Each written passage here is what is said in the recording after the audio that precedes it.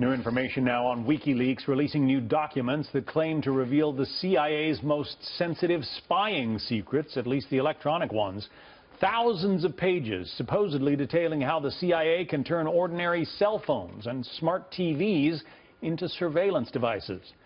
Morgan Wright is a cybersecurity analyst and a senior fellow for the Center for Digital Government. Morgan, it's good to have you back on. Hi, John. When you got wind of these revelations from WikiLeaks, what was your first reaction? A word that would be bleeped out if I said it right now, and it was like, here we go again. I mean, it's just, what do we have to do to protect these secrets? Some people may disagree. They say you shouldn't be tapping these phones, you shouldn't be doing this. But at the end of the day, these are our secrets that we use to protect us from attacks, to collect intelligence on foreign adversaries. How many people would like to know exactly what Kim Jong-un is going to do with his nuclear missiles? What if we disclosed the only tradecraft we had that allowed us to see what was going on? What good would be served by that? So look, there are a lot of implications for this, and none of them are good. Well, Julian Assange, the guy who founded WikiLeaks, thinks there shouldn't be any secrets, that everything ought to be open to everybody. Your thoughts? Well, Julian, give me your password and let's see what's on the WikiLeaks server. I mean, he even wants to keep certain things secret, so that's a little disingenuous to say that he wants everything to be transparent when he's hiding out in the Ecuadorian embassy. But that being said, we're talking about things that, John, this is more than just collecting information. The CIA works differently than the NSA. They operate agents in countries. Their case officers recruit people to do close-in operations, which means I give you something. They're taking USBs or other things and implanting them into networks. When this gets disclosed, it means we put at risk the very people we're asking to spy on their country or their organizations to get us this information. It puts them at risk the same way when Robert Hansen was arrested, he disclosed the identities of our agents. When Aldrich Ames was arrested, this is no different than that. The only difference is this has a little bit of electronic to it, but at the end of the day, John, it's the same thing. I think it's treasonous and traitorous activity, and I hope the investigation finds out who did this. For instance, there are some apps, WhatsApp, for instance, is a messaging application that a lot of people use that has some encryption ability.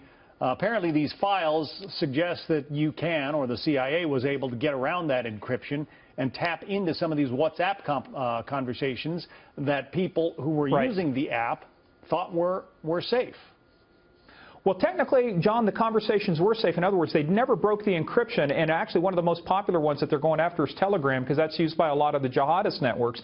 What they did was compromise the device that the app was running on so they could see what was being typed in and the messaging going across. It's still very difficult to break the encryption itself, so what they did is they targeted the particular type of device, whether it was an Android or an iPhone.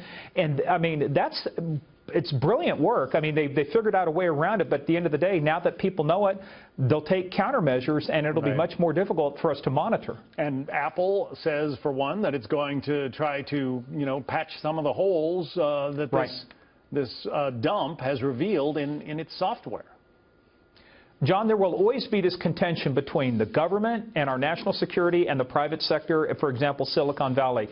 They may not want the government in it, but at the end of the day, if the bad guys are driving a certain brand of car, then I want to know how to defeat that car and get into it, or a lock, or a safe. A phone, a computer is no different than what we've been doing for years in terms of breaking into safes and trying to find and copy other people's secrets.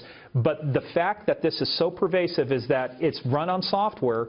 A lot of people don't understand it, so they fear what they don't understand. But this is no different than what we've been doing for years. It's just a different tool. It's not a new tactic. But, John, the more that we disclose this, the more it levels the playing field. We're the good guys. We always fight with one hand behind our back, so we're always at a disadvantage. If we level the playing field, we give our adversaries an advantage we don't want them to have in this cyber battlefield. Agreed. Morgan Wright, a cybersecurity analyst. Morgan, thanks for your expertise.